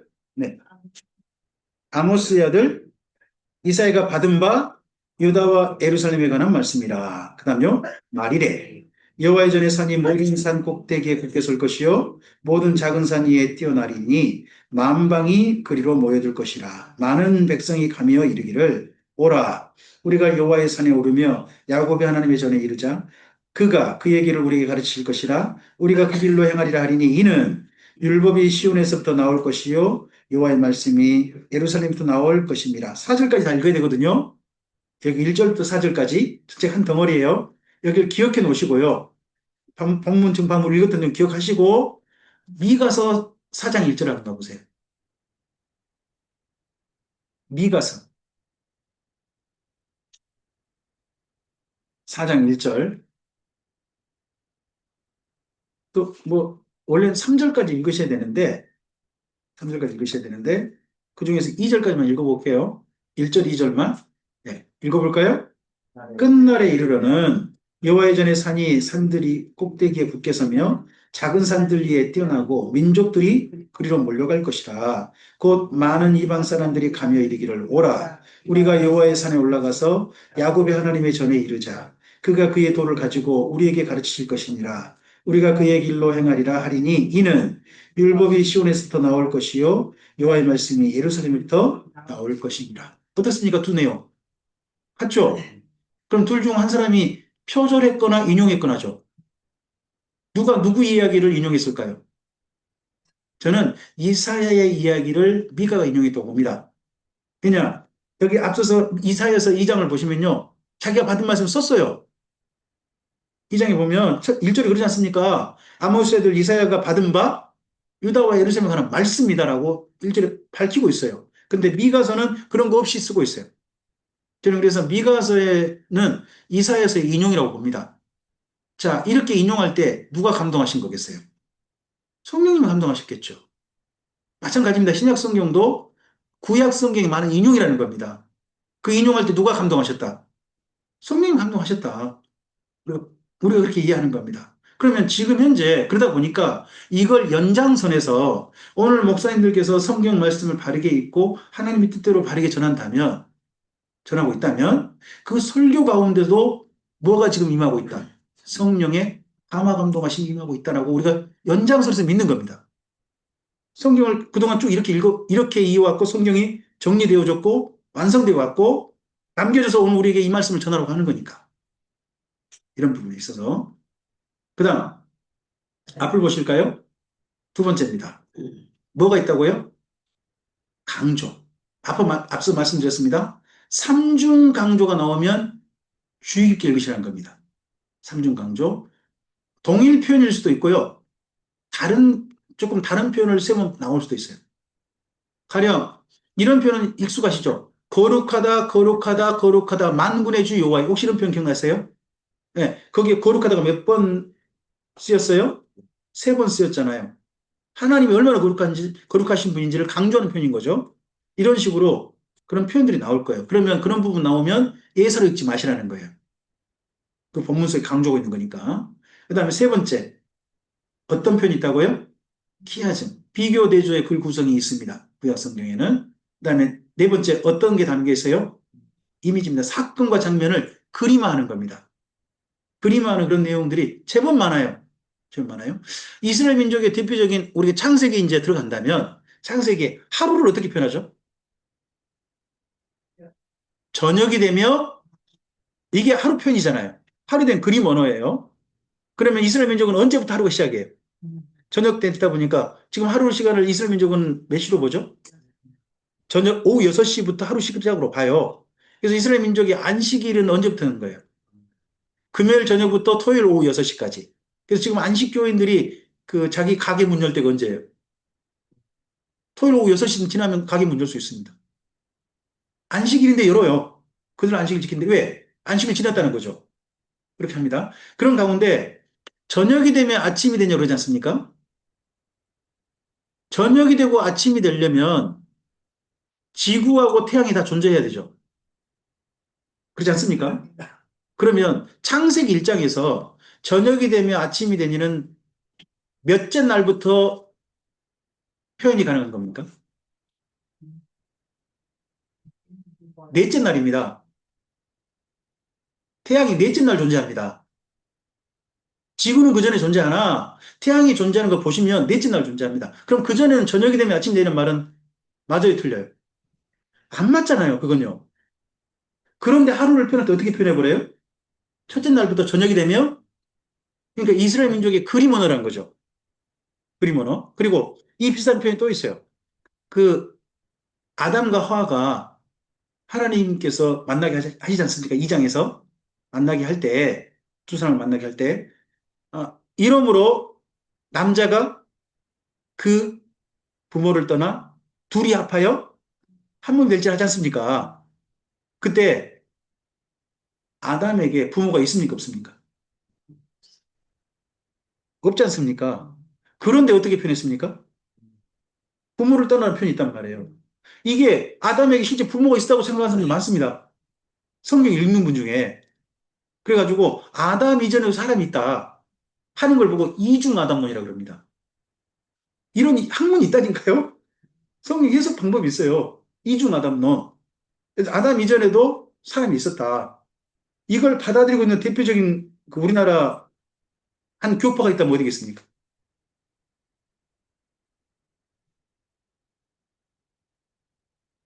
베레아입니다. 베레아 키신론. 거기서 대표적으로 받아들이고 있고요. 그 다음에 나오는 뭐 신천지 같은 데도 창세기 1장은 창조 이야기가 아니다 하는 그런 물타기 하려고 베레아 기신론 갖고 와서 접붙이고 그런 게 있습니다. 근데 우리나라의 중심 세력은 이중 아담론은 베레아입니다. 김기동 그쪽입니다. 거기에 창세기 2장에 나오는 부모를 떠날 때 부모를 실제 존재로 보는 겁니다. 그러면 그런 겁니다. 그게 아니고 모세 때 정도면 이스라엘 민족 결혼 풍습은 뭐라는 겁니까? 누가 부모를 떠나야 합니까? 누구의 독립으로부터 결혼이 시작되는 겁니까? 남자의 독립입니다. 남자가 누구로부터? 자녀 결혼시키셨나요? 아직 조금 정년기 됐나요? 네, 아직 얘기하면 아직이요. 아, 저도 올해 둘째 딸이 이제 결혼합니다. 결혼인데 30대인 기념으로 결혼하더라고요. 30 기념으로 결혼. 참 이게 결혼 나이가 점점 좀 늦어져서 진짜 좀 그래요. 근데 그 밑으로 이제 아들 3명이 또 있어요. 이 3명을 어떻게 결혼시킬지 어떻게 결혼할지도 좀 답답합니다. 얘들이 어쩔지. 지금도 짝꿍 놓고 사니까 참 그래요. 근데 어떠세요? 자식 결혼시키면 자식을 독립시키세요. 그 다음 또 자식 또 키우세요. 그게 이라고 물리적으로는 있는데 물리적 물질적으로는 하여튼 그런 것 같습니다. 근데 성경은 독립이 결혼의 가장 중요한 첫째 조건이 됩니다. 또 누구의 독립이? 남자의 독립입니다. 남자가 독립을 해야 한다. 그런 독립이. 그러니까 성경에 그런 이야기에 이제 이미지가 있는 거죠, 이미지. 이스라엘 민족이 생각하는 결혼의 이미지. 한 가정의 이미지가 그렇게 보이는 겁니다. 그 다음, 구약 성경에 하나님의 감동하심에 대한 표현이 있습니다. 계시를 받았다. 계시를 전할 때 이렇게 붙습니다. 여호와께서 이르시되 또는 어떤 선지자가 글을 쓴 분이 내가 하나님께서 말씀하신 걸 보고 또 하나님께 말씀하신 내가 들었다. 이렇게 표현하는 경우가 있습니다. 또는 평가 인용이 있습니다. 성경을 할 때 누구를 평가해 줍니까? 사건, 인물을 평가합니다. 모세를 이야기하다가 모세 이런 이야기 말을 쓰죠. 지면에서 모세보다 온유함이 승한 자가 없다. 이거 모세가 직접 쓸 수 있는 말입니까? 누군가 모세를 가리켜 한 말입니까? 모세가 스스로 말하기를 나는 지면의 모든 사람보다 온유함이 승한 사람이었어. 이런 말 하면 그 사람 곤란합니다. 그렇죠? 더더구나 또 신명기 맨 끝에 보면 모세가 죽을 때 정도 이야기하는데 그중에 모세 이후로는 모세 같은 선지자가 나는 사람이 없었다. 선지자 중에 최고로 누구였다? 모세였다라고 말하셨습니까? 신명기 누가 썼습니까? 아니 모세가 썼다고 보지 않습니까? 그러니까 모세가 맨 끝에다가 신명기 맨 끝에다가 자기 죽기 전에 뭐라고 썼다? 세상에서 앞으로 있을 모든 선지자 중에 최고는 누구다? 나더라고 썼다. 그렇게 읽을 거냐는 거죠. 그게 아니고 원래 모세의 설교가 있겠죠. 모세가 그 설교를 책으로 남겼어요. 보면 뭐 31장이나 이런 데 보면 책으로 남긴 게 보여요. 근데 그런 걸 가지고 지금 현재 우리가 보는 신명기로 정리한 분이 있겠죠. 그분이 신명기에다가 뭐를 넣은 거예요? 모세에 대한 평가 이런 것도 일부 넣은 거죠. 넣어가지고 성경에 있다는 겁니다. 성경 내용에 누군가의 평가 인용이나 이런 것도 인용, 평가 이런 것도 담겨 있다는 겁니다. 그리고 또 말씀드린 편집이 있다고 말씀드렸고요. 때때로는요, 글을 쓰다가 저자가요, 기도해요. 선지서에 특히 그게 많이 보여요. 어떤 이야기를 쓰다가 뒤에다가 자기 기도를 붙여요.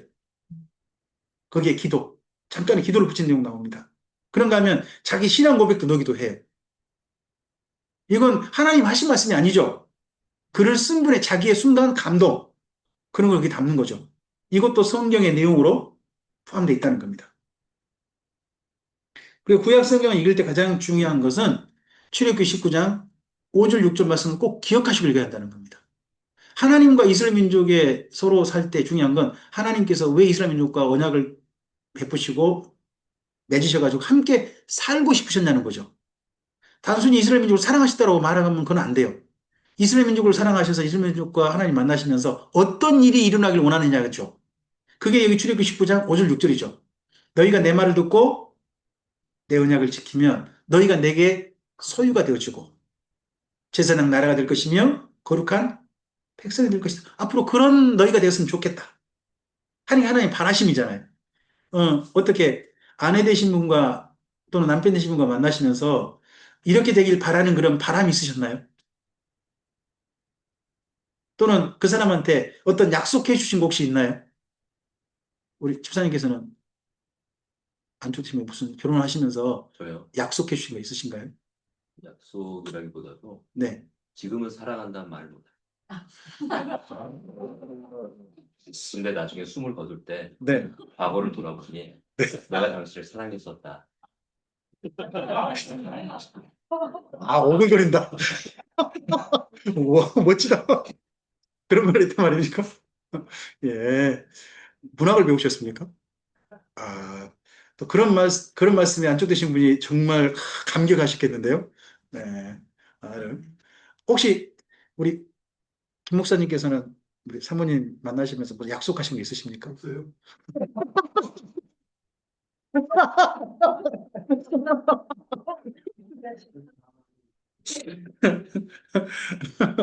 저는 한 가지 약속을 했습니다. 집사람하고 만날 때, 제 아내가 복음은 아니고요. 그냥 이제보에, 보배보에 이제금자. 그러거든요. 앞에 최씨가 최고의 복음 그러는데 최복음인데 어쨌든 복음이잖아요. 우리 앞으로 결혼하고 우리 함께 살 때 한 달에 한 번 우리 영화 봅시다. 제가 왜 그 말을 했는지 모르겠습니다. 목회자 생활이라는 게 영화를 볼 수 있다는 형편이 안 됩니다. 그 다음에 또 뭐 어떨 때는 식량도 없어가지고 굶기도 했는데 무슨 영화 본단 말입니까? 그러다가 이번에 왕산암 하고 그 다음에 신의 악단 두 편을 보러 좀 갔다 왔습니다. 진짜 약속 지키기 어렵습니다. 근데 중요한 건 그거 같죠? 이렇게 서로 간에 약속하고 서로 간에 바라는 게 있을 텐데 하나님께서 바라신 게 뭐였다는 겁니까? 이스라엘 민족이 하나님의 보배가 되어 소유 보배가 되어지고 제사장 나라의 거룩한 백성이 되는 게 그분이 바라심 아닙니까? 그러면 역사 속에서 우리가 뭘 봐야 됩니까? 이스라엘 민족이 뭐 부자가 되고 어떤 전쟁이 그걸 보는 게 아닙니다. 이스라엘 민족이 하나님의 보배가 되었는가? 하나님 제사장 나라로서 지금 살고 있는가? 예? 주변 민족에 비해서 거룩한 백성을 살고 있는 이걸 봐야 될 거 아니겠습니까? 하나님이 바라시면 이건데 그래서 이걸 기준으로 성경을 보셔야 한다는 겁니다. 우리가 성경의 저자가 누구라고 읽습니까? 그래서 지금 누가 하신 이야기다. 그럼 하나님께서 뭘 바라셨고 뭘 기대하셨고 하나님의 이야기를 읽어야지. 이스라엘 민족이 전쟁이 이기고 뭐 누구 때려잡고 뭐 부자가 되어버렸고 거부가 되고 그런 이야기일 게 아니라는 겁니다.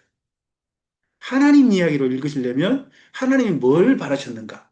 그게 이루어졌는가 안 이루어졌는가를 바탕으로 구약 성경을 읽을 수 있어야 한다는 겁니다. 이래야 성경에서 그 길에서 벗어나지 않을 수 있습니다. 엉뚱한 길로 안 갈 수 있습니다.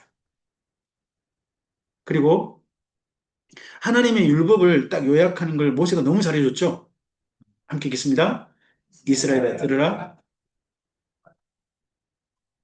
네? 너는 마음을 다하고 순품을 다하고 힘을 다하여 내 하나님 여호와를 사랑합니다. 네. 성경을 간단하게 조금 좀 전체 정리해 보면 모세오경이 있습니다. 여기는요 가나안 땅 들어가기 전이라고 생각하시면 됩니다. 모세오경은 가나안 땅 들어가기 전. 그리고 사사시대부터 남북왕국 때까지 뭡니까? 가나안 땅 1차 살았던 시기. 그때 이야기들입니다. 그리고 난 다음에 뭡니까? 포로 70년 가죠. 메소포타미아 갔다가 다시 돌아와서 어디서 삽니까? 가나안 땅에서 삽니다. 그래서 구약 성경의 중요한 배경이 되는 무대는 어디입니까? 가나안 땅입니다. 가나안 땅. 가나안 땅으로 오는 이야기, 다시 가나안 땅에 다시 와서 살았던 이야기. 이렇게 읽으시면 됩니다. 그런 가운데서 바벨론 포로 이후 이야기했습니다. 지금 현재 근데 학자들은 묘한 지금 우리가 이렇게 제가 이렇게 정리했는데 이렇게 보는 게 아니라 말라기를 좀 더 앞으로 당기고 싶어 하는 분들이 많은 것 같습니다. 말라기를 우리 지금 뒤편에 맨 뒤에 해놨지 않습니까? 근데 그렇지 않고 말라기를 조금 앞으로 당겨버리고 싶어 하는 분들이 많다 하는 것들도 요즘 한참 나오는 신진학자들의 논의 같습니다. 물론 그들이 왜 그렇게 읽는가 본문상에서 뭔가 그들에게 보인 게 있겠죠? 있겠습니다만 저는 아직까지 그런 이야기 납득이 되지는 않습니다. 하지만 그런 논의도 있다 하는 걸 말씀드립니다. 신약 성경을요, 저는 구약 성경처럼 한번 연대기 순으로 사건 순으로 정리를 한번 해봤습니다. 저는 사복음서를 먼저 강조하지 않습니다. 혹시나 강조 오시게 되면 제가 작년에 신약 성경 할 때 아마 이 순서로 했던 것 같습니다. 이 순서로 쭉 진행을 했습니다. 먼저 성경은 쭉 그 사도행전을 따라 좀 있고요. 사도행전 따라 사건을 정리하되 바울이 2차 전도행 때 데살로니가 전서 후서를 처음으로 신약 성경 강좌합니다. 이때 갈라디아서 이대로 빼고요. 그리고 3차 전도행 때 바울의 갈라디아, 고린도전서 후서 여기까지 바울이 쓰고 로마서도 바울이 쓰죠. 근데 이때 정도에 야고보서하고 마태복음을 넣습니다. 야고보서는 비교적 학자들 사이에서도 신약 성경 중에 일찍 쓴 성경으로 다 그렇게 인정합니다. 야고보서는 그렇게 인정합니다. 전 야고보서 같은 시기에 마태복음을 읽자 하는 것이 이 사건하고 교회 갈등과 관련해서 가장 적절하게 있는 거다 하는 생각을 가지고 있어서 이렇게 정리해서 지금 말씀 전하고 있고요. 그리고 그 후에 바울이 로마에 재판받으러 가죠. 2년간. 그때 정도에 2년간 재판받는 동안 바울은 갇혀있는 성경이 엄청 쓰여집니다. 그때. 심지어 여기 쓰인 한 권은 지금 빠졌어요. 라오디게서라는 성경은 지금 존재하지 않습니다. 이때 쓰였는데 바울이 어떻게 보면 로마에 재판받을 때 성경이 엄청 쓰였잖아요. 빌립보서 에골몬, 네 권. 거기다가 그때 바울의 재판을 돕기 위해서 온 사람이 있습니다. 마가가 이때 마가복음을 썼다고 봅니다. 마가복음을 가장 일찍 썼다. 사복음서 중에 일찍 썼다라고 보통 보는데 저는 마가복음보다는 마태복음 먼저 쓴 게 아니냐는 쪽으로 저는 의견을 가지고 말씀을 드리고 있습니다. 그리고 마가복음과 이런 이야기, 마태나 마가복음을 읽어보고서 한 분이 바울의 재판에 도움이 되기 위해서 다시 쓰신 분이 있다고 봅니다. 그게 누가가 바울의 이야기도 쓰겠죠. 로마에 재판 받을 때가 온 이야기. 그게 사도행전. 그래서 저는 바울의 재판 받을 때 이런 성경이 쓰였다고 봅니다. 이런 성경이 쓰였고 또 많은 분들이 대부분 이런 성경이 쓰였다는 것에 대해서는 이 부분에 대해서는 인정을 하시는 것 같습니다. 이 부분에 대해서는 학자들도. 그리고 그 다음에 바울이 무죄 방면되죠. 무죄 방면되고서 서바나를 갔는지 모릅니다. 스페인을 갔는지 몰라요. 하지만 다시 에베소교로 오는 것은 분명한 것 같습니다. 그러할 때 디도서, 그레데라는 섬에 디도, 그리고 에베소에 디모데를 남겨서 디모데 전서, 그리고 그때 1차 박해가 벌어져 버리죠. 벌어져서 바울이 남긴 유언 두 가지가 있죠. 하나는 자기 제자들에게 남긴 유언이 디모데후서, 자기 사랑하는 민족에게 남긴 유언이 히브리서. 이게 되고요. 그리고 베드로전서 후서가 베드로가 남긴 유언이고요. 그리고 이 1차 박해 끝났을 때 교회를 돌보기 위해서 썼던 성경이 유다서. 그래서 유다서가 저는 요한계시록 바로 앞서서 강조하지 않고 여기 1차 박해 때로 베드로전서 후서 다음에 바로 유다서 바로 합니다. 유다를 좀 일찍 가지고 왔습니다. 그리고 요한 모든 서신들은 이때부터 여기 1차 박해와 2차 박해 사이가 20년 정도 간격이 있습니다. 20년 정도 후에 쓰여진 성경입니다. 그래서 마지막 쓰여진 신약 성경들은 요한 서신들입니다. 요한복음, 요한 1, 2, 3서 그리고 계시록까지. 이게 마지막 쓰여서 이때 쓰여진 걸로 성경을 정리해서 신약을 강좌합니다. 제가 이번 5년 성경 읽기 할 때 신약 성경을 이 순서로 함께 말씀드리고 또 그렇게 읽어가도록 하겠습니다. 네. 여기까지 두 번째 시간 마무리하겠습니다. 감사합니다. 잠시 쉬겠습니다. 이메일